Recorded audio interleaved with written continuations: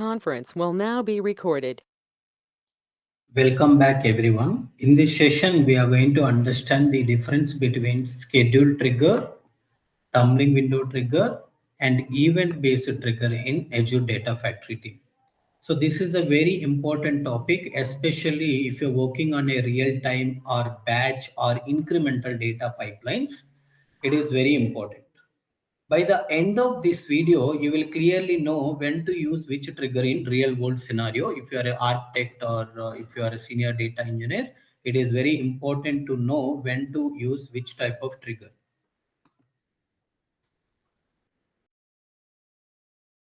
So first, let us understand what each trigger is based on, right?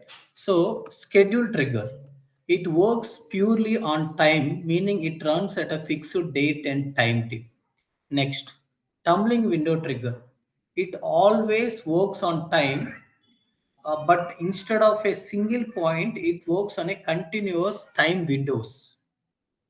Event-based trigger. It is completely different. It works based on events, such as when file is created or uploaded in a storage account, it is going to run the pipelines. Now, let us talk about the supported frequency. So schedule trigger supports every minute, every hour, every day, every week, and monthly execution stream, and it is completely based on time. Tumbling window trigger supports every minute, every hour, every day execution, but it does not support weekly or monthly run stream, but it is also time window based. Next, event-based trigger does not follow any frequency team. It runs only when an event occurred. It is event trigger means whenever event occurred, then only it is going to run the frequency. There is no like a minute, hour, such type of frequency, because these are time-based. It is supporting. Now let us look at a minimal interval, right? So for schedule trigger, the minimum interval is 1 minute, meaning you can run a pipeline for every 1 minute. That is the minimum interval. For tumbling window trigger, the minimum interval is 5 minutes. If you try to decrease, like let's say if you want to use tumbling window trigger to process your incremental load for every 2 minutes, it is not possible. Minimum 5 minutes interval you have to take. Okay, so that's why remember tumbling window trigger, it works on a window based processing. So window size should be minimum 5 minutes, we will say. For event based trigger team, this concept does not apply because it depends on the event occurrence, not on the time. That's why it is not applicable. Next, schedule, like if you look at the stateful behavior is very important in real-time projects team. First, let's look at schedule trigger, right? So for schedule trigger, it is not stateful, meaning it does not remember what happened in the previous execution or past execution. When it comes to the tumbling window trigger is a stateful, which means it tracks window execution and ensures no window is skipped. It will keep on tracking previous window, is it succeeded or not succeeded. So it will keep on tracking the previous window execution. That's why it is a stateful, whereas schedule trigger is not a stateful. Similarly, event-based trigger is also not a stateful. It is simply reacts to incoming events, but it is not a, it will not remember any previous executions. Now let us understand dependency support. Schedule trigger does not support dependency between the run stream, whereas tumbling window trigger supports dependency, which means one window can dependent on the successful completion of another window, meaning if previous run is succeeded, then only you run the next window. If you want to maintain that dependency, you can maintain in the tumbling window trigger. There are some business scenarios where every run should be successful. If previous run failed, there is no need to run the next run until you complete this run, right? In such cases, you are going to use the tumbling window trigger to maintain this dependency. Event based trigger also does not support a dependency team. Here also there won't be any dependency, remember. Now weekly and monthly execution is not supported only by schedule trigger, right? Like if you look at here, weekly and monthly triggers is supported only by schedule trigger. When it comes to the tumbling window and event based triggers, there won't be any weekly or monthly windows for tumbling. Even for event based also, it does not support weekly or monthly executions. Like let's say every weekend you want to run, or every Monday you want to run, that kind of schedule straightforward, you have to go for schedule trigger.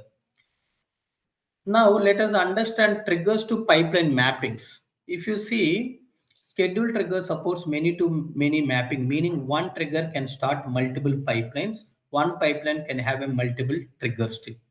When it comes to the tumbling window trigger, supports one-to-one mapping where one trigger is associated with only one pipeline. Event based trigger, again, it supports a many to many relationship. Finally, let us summarize when to use each trigger, right?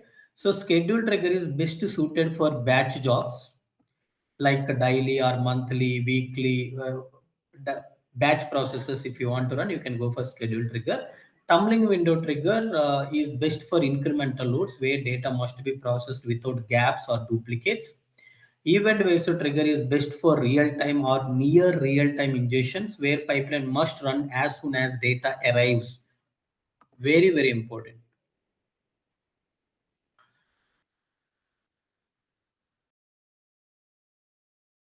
Sorry.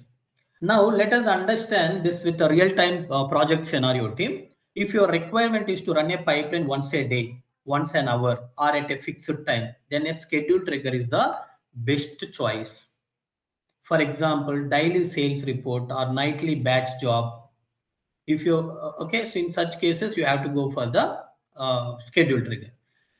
Second case, if your requirement is incremental data processing, like running every 15 minutes window or every 1 hour window and processing data without missing or duplicating records, then tumbling window trigger should be used. So this trigger works based on a time windows and supports dependency and retry. If particular period of particular window of run is failed, it will retry, which makes it ideal for incremental loading. Finally, if your requirement is to trigger the pipeline immediately when a file arrives in a storage, then event-based trigger is the correct option. This is commonly used for near real-time data ingestion scenarios too. I hope now you understood the difference between each of this trigger, when to use each of this trigger. Very, very important for real-time, real-world work environment. If you want to work on any project, very important. Plus, it is also important for the interview perspective. In the next video team, we will go one step deeper and learn about incremental load design patterns in Azure Data Factory team. So we will understand how to design pipelines using watermark columns, last modified dates, and tumbling windows. So make sure you watch the next session to strengthen your real-time project knowledge team.